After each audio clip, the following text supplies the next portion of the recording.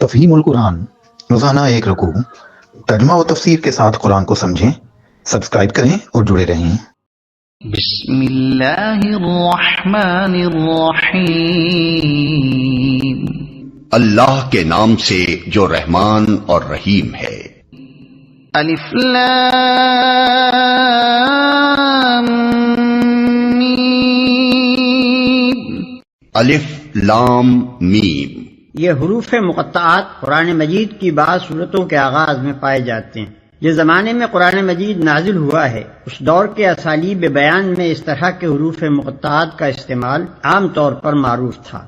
خطیب اور شعراء دونوں اس اسلوب سے کام لیتے تھے، چنانچہ اب بھی کلام جاہلیت کے جو نمونے محفوظ ہیں ان میں اس کی مثالیں ہمیں ملتی ہیں۔ اس استعمال عام کی وجہ سے یہ مقطعات کوئی چیزتا نہ تھے جس کو بولنے والے کے سوا کوئی نہ سمجھتا ہو، بلکہ سامعین بالعموم جانتے تھے کہ ان سے مراد کیا ہے۔ یہی وجہ ہے کہ قرآن کے خلاف نبی صلی اللہ علیہ وسلم کے ہم اصل مخالفین میں سے کسی نے بھی یہ اعتراض کبھی نہیں کیا کہ یہ بے معنی حروف کیسے ہیں جو تم بعض صورتوں کی ابتدا میں بولتے ہو۔ اور یہی وجہ ہے کہ صحابہ کرام رضوان اللہ تعالی علیہم اجمعین سے بھی ایسی کوئی روایت منقول نہیں ہے کہ انہوں نے نبی صلی اللہ علیہ وسلم سے ان کے معنی پوچھے ہوں۔ بعد میں یہ اسلوب عربی زبان میں متروک ہوتا چلا گیا اور اس بنا پر مفسرین کے لیے ان کے معنی متعین کرنا مشکل ہو گیا، لیکن یہ ظاہر ہے کہ نہ تو ان حروف کا مفہوم سمجھنے پر قرآن سے ہدایت حاصل کرنے کا انحصار ہے، اور نہ یہی بات ہے کہ اگر کوئی شخص ان کے معنی نہ جانے گا تو اس کے راہ راست پانے میں کوئی نقص رہ جائے گا۔ لہذا ایک عام ناظر کے لیے کچھ ضروری نہیں ہے کہ وہ ان کی تحقیق میں سرگرداں ہو۔ ذالک الکتاب لا ریب فیہ ھدی للمتقین۔ یہ اللہ کی کتاب ہے، اس میں کوئی شک نہیں ہے۔ اس کا ایک سیدھا سادہ مطلب تو یہ ہے کہ بے شک یہ اللہ کی کتاب ہے، مگر ایک مطلب یہ بھی ہو سکتا ہے کہ یہ ایسی کتاب ہے جس میں شک کی کوئی بات نہیں ہے۔ دنیا میں جتنی کتابیں امور ما بعد طبیعت اور حقائق ما ورائے ادراک سے بحث کرتی ہیں وہ سب قیاس و گمان پر مبنی ہیں، اس لیے خود ان کے مصنف بھی اپنے بیانات کے بارے میں شک سے پاک نہیں ہو سکتے، خواہ وہ کتنے ہی یقین کا اظہار کریں۔ لیکن یہ ایسی کتاب ہے جو سراسر علم حقیقت پر مبنی ہے۔ اس کا مصنف وہ ہے جو تمام حقیقتوں کا علم رکھتا ہے، اس لیے فی الواقع اس میں شک کے لیے کوئی جگہ نہیں۔ یہ دوسری بات ہے کہ انسان اپنی نادانی کی بنا پر اس کے بیانات میں شک کریں۔ ہدایت ہے ان پرہیزگاروں کے لیے، یعنی یہ کتاب ہے تو سراسر ہدایت اور رہنمائی، مگر اس سے فائدہ اٹھانے کے لیے ضروری ہے کہ آدمی میں چند صفات پائی جاتی ہوں۔ ان میں سے اولین صفت یہ ہے کہ آدمی پرہیزگار ہو، بھلائی اور برائی میں تمیز کرتا ہو، برائی سے بچنا چاہتا ہو، بھلائی کا طالب ہو اور اس پر عمل کرنے کا خواہش مند ہو۔ رہے وہ لوگ جو دنیا میں جانوروں کی طرح جیتے ہوں، جنہیں کبھی یہ فکر لاحق نہ ہوتی ہو کہ جو کچھ وہ کر رہے ہیں وہ صحیح بھی ہے یا نہیں، بس جدھر دنیا چل رہی ہو یا جدھر خواہش نفس دھکیل دے یا جدھر قدم اٹھ جائیں اسی طرف چل پڑتے ہوں، تو ایسے لوگوں کے لیے قرآن میں کوئی رہنمائی نہیں ہے۔ الذین یؤمنون بالغیب ویقیمون الصلاة ومما رزقناہم ينفقون۔ جو غیب پر ایمان لاتے ہیں۔ یہ قرآن سے فائدہ اٹھانے کے لیے دوسری شرط ہے۔ غیب سے مراد وہ حقیقتیں ہیں جو انسان کے حواس سے پوشیدہ ہیں اور کبھی براہ راست عام انسانوں کے تجربے و مشاہدے میں نہیں آتی، مثلا خدا کی ذات و صفات، ملائکہ، وحی، جنت، دوزخ وغیرہ۔ ان حقیقتوں کو بغیر دیکھے ماننا اور اس اعتبار پر ماننا کہ نبی ان کی خبر دے رہا ہے ایمان بالغیب ہے۔ آیت کا مطلب یہ ہے کہ جو شخص ان غیر محسوس حقیقتوں کو ماننے کے لیے تیار ہو صرف وہی قرآن کی رہنمائی سے فائدہ اٹھا سکتا ہے۔ رہا وہ شخص جو ماننے کے لیے دیکھنے اور چکھنے اور سونگنے کی شرط لگائے اور جو کہے کہ میں کسی ایسی چیز کو نہیں مان سکتا جو ناپی اور تولی نہ جا سکتی ہو، تو وہ اس کتاب سے ہدایت نہیں پا سکتا۔ نماز قائم کرتے ہیں۔ یہ تیسری شرط ہے۔ اس کا مطلب یہ ہے کہ جو لوگ صرف مان کر بیٹھ جانے والے ہوں وہ قرآن سے فائدہ نہیں اٹھا سکتے۔ اس سے فائدہ اٹھانے کے لیے ضروری ہے کہ آدمی ایمان لانے کے بعد فوراً ہی عملی اطاعت کے لیے آمادہ ہو جائے، اور عملی اطاعت کی اولین علامت اور دائمی علامت نماز ہے۔ ایمان لانے پر چند گھنٹے بھی نہیں گزرتے کہ مؤذن نماز کے لیے پکارتا ہے اور اسی وقت فیصلہ ہو جاتا ہے کہ ایمان کا دعویٰ کرنے والا اطاعت کے لیے بھی تیار ہے یا نہیں۔ پھر یہ مؤذن روز 5 وقت پکارتا رہتا ہے، اور جب بھی انسان اس کی پکار پر لبیک نہ کہے اسی وقت ظاہر ہو جاتا ہے کہ مدعی ایمان اطاعت سے خارج ہو گیا ہے۔ پس ترک نماز دراصل ترک اطاعت ہے، اور ظاہر بات ہے کہ جو شخص کسی کی ہدایت پر کاربند ہونے کے لیے ہی تیار نہ ہو، اس کے لیے ہدایت دینا اور نہ دینا یکساں ہے۔ یہاں یہ بھی سمجھ لینا چاہیے کہ اقامت صلاۃ ایک جامع اصطلاح ہے۔ اس کے معنی صرف یہی نہیں ہے کہ آدمی پابندی کے ساتھ نماز ادا کرے، بلکہ اس کا مطلب یہ ہے کہ اجتماعی طور پر نماز کا نظام باقاعدہ قائم کیا جائے۔ اگر کسی بستی میں ایک شخص انفرادی طور پر نماز کا پابند ہو، لیکن جماعت کے ساتھ اس فرض کے ادا کرنے کا نظم نہ ہو، تو یہ نہیں کہا جا سکتا کہ وہاں نماز قائم کی جا رہی ہے۔ جو رزق ہم نے ان کو دیا ہے اس میں سے خرچ کرتے ہیں۔ یہ قرآن کی رہنمائی سے فائدہ اٹھانے کے لیے چوتھی شرط ہے کہ آدمی تنگ دل نہ ہو، زر پرست نہ ہو، اس کے مال میں خدا اور بندوں کے جو حقوق مقرر کیے جائیں انہیں ادا کرنے کے لیے تیار ہو۔ جس چیز پر ایمان لایا ہے اس کی خاطر مالی قربانی کرنے میں بھی دریغ نہ کرے۔ والذین یؤمنون بما انزل الیک وما انزل من قبلک وبالآخرة هم يوقنون۔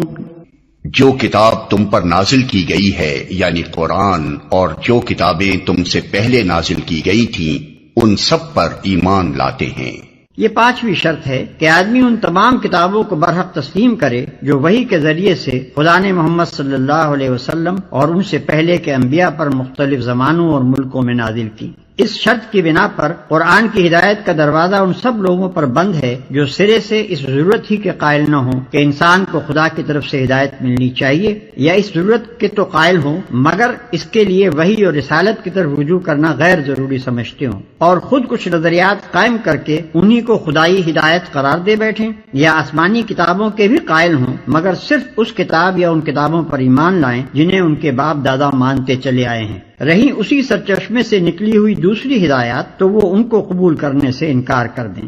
ایسے سب لوگوں کو الگ کر کے قرآن اپنا چشمہ فیض صرف ان لوگوں کے لیے کھولتا ہے جو اپنے آپ کو خدائی ہدایت کا محتاج بھی مانتے ہوں اور یہ بھی تسلیم کرتے ہوں کہ خدا کی یہ ہدایت ہر انسان کے پاس الگ الگ نہیں آتی بلکہ انبیاء اور کتب آسمانی کے ذریعے سے ہی خلق تک پہنچتی ہے، اور پھر وہ کسی نسلی و قومی تعصب میں بھی مبتلا نہ ہوں بلکہ خالص حق کے پرستار ہوں۔ اس لیے حق جہاں جہاں جس شکل میں بھی آیا ہے اس کے آگے سر جھکا دیں اور آخرت پر یقین رکھتے ہیں۔ یہ چھٹی اور آخری شرط ہے۔ آخرت ایک جامع لفظ ہے جس کا اطلاق بہت سے عقائد کے مجموعے پر ہوتا ہے۔ اس میں حسب ذیل عقائد شامل ہیں۔ 1 یہ کہ انسان اس دنیا میں غیر ذمہ دار نہیں ہے بلکہ اپنے تمام اعمال کے لیے خدا کے سامنے جواب دہ ہے۔ 2 یہ کہ دنیا کا موجودہ نظام ابدی نہیں ہے بلکہ ایک وقت پر جس سے صرف خدا ہی جانتا ہے اس کا خاتمہ ہو جائے گا۔ 3 یہ کہ اس عالم کے خاتمے کے بعد خدا ایک دوسرا عالم بنائے گا اور اس میں پوری نوع انسانی کو جو ابتدائے آفرینش سے قیامت تک زمین پر پیدا ہوئی تھی بیک وقت دوبارہ پیدا کرے گا اور سب کو جمع کر کے ان کے اعمال کا حساب لے گا اور ہر ایک کو اس کے کیے کا پورا پورا بدلہ دے گا۔ 4 یہ کہ خدا کے اس فیصلے کی روح سے جو لوگ نیک قرار پائیں گے وہ جنت میں جائیں گے اور جو لوگ بد ٹھہریں گے وہ دوزخ میں ڈالے جائیں گے۔ 5 یہ کہ کامیابی اور ناکامی کا اصلی معیار موجودہ زندگی کی خوشحالی و بدحالی نہیں ہے بلکہ در حقیقت کامیاب انسان وہ ہے جو خدا کے آخری فیصلے میں کامیاب ٹھہرے اور ناکام وہ ہے جو وہاں ناکام ہو۔ عقائد کے اس مجموعے پر جن لوگوں کو یقین نہ ہو وہ قرآن سے کوئی فائدہ نہیں اٹھا سکتے، کیونکہ ان باتوں کا انکار تو درکنار، اگر کسی کے دل میں ان کی طرف سے شک اور تذبذب کی کیفیت بھی ہو تو وہ اس راستے پر نہیں چل سکتا جو انسانی زندگی کے لیے قرآن نے تجویز کیا ہے۔ اولئک علی ھدی من ربہم وَأُولَئِكَ هُمُ الْمُفْلِحُونَ ایسے لوگ اپنے رب کی طرف سے راہ راست پر ہیں اور وہی فلاح پانے والے ہیں۔ ان الذين كفروا سواء عليهم أأنذرتهم أم لم تنذرهم لا يؤمنون۔ جن لوگوں نے ان باتوں کو تسلیم کرنے سے انکار کر دیا ان کے لیے یکساں ہے، خواہ تم انہیں خبردار کرو یا نہ کرو بہرحال وہ ماننے والے نہیں ہیں جن لوگوں نے ان باتوں کو تسلیم کرنے سے انکار کر دیا۔ یعنی وہ 6 کی 6 شرطیں جن کا ذکر اوپر ہوا ہے پوری نہ کی اور ان سب کو یا ان میں سے کسی ایک کو بھی قبول کرنے سے انکار کر دیا۔ ختم اللہ علی قلوبہم وعلی سمعہم وعلی ابصارہم غشاوۃ ولہم عذاب عظیم۔ اللہ نے ان کے دلوں اور ان کے کانوں پر مہر لگا دی ہے اور ان کی آنکھوں پر پردہ پڑ گیا ہے، وہ سخت سزا کے مستحق ہیں۔ اللہ نے ان کے دلوں اور ان کے کانوں پر مہر لگا دی ہے۔ اس کا مطلب یہ نہیں ہے کہ اللہ نے مہر لگا دی تھی اس لیے انہوں نے تسلیم کرنے سے انکار کیا، بلکہ مطلب یہ ہے کہ جب انہوں نے ان بنیادی امور کو رد کر دیا جن کا ذکر اوپر کیا گیا ہے اور اپنے لیے قرآن کے پیش کردہ راستے کے خلاف دوسرا راستہ پسند کر لیا، تو اللہ نے ان کے دلوں اور کانوں پر مہر لگا دی۔ اس مہر لگنے کی کیفیت کا تجربہ ہر اس شخص کو ہوگا جسے کبھی تبلیغ کا اتفاق ہوا ہو۔ جب کوئی شخص آپ کے پیش کردہ طریقے کو جانچنے کے بعد ایک دفعہ رد کر دیتا ہے تو اس کا ذہن کچھ اس طرح مخالف سمت میں چل پڑتا ہے کہ پھر آپ کی کوئی بات اس کی سمجھ میں نہیں آتی۔ آپ کی دعوت کے لیے اس کے کان بہرے اور آپ کے طریقے کی خوبیوں کے لیے اس کی آنکھیں اندھی ہو جاتی ہیں، اور صریح طور پر محسوس ہوتا ہے کہ فی الواقع اس کے دل پر مہر لگی ہوئی ہے۔ اگر آپ کو یہ ویڈیو پسند آئی ہو تو اسے لائک کریں، دوسروں تک پہنچانے کے لیے شیئر کریں، اور مزید ایسی ہی معلوماتی ویڈیوز کے لیے ہمارے چینل عبد المالک ہاشمی کو سبسکرائب ضرور کریں۔ نئی اپڈیٹس کے لیے بیل آئیکن دبائیں تاکہ آپ کو ہماری ہر نئی ویڈیو بر وقت مل سکے۔ آپ کی حوصلہ افزائی ہمیں مزید بہترین مواد بنانے میں مدد دے گی۔ شکریہ۔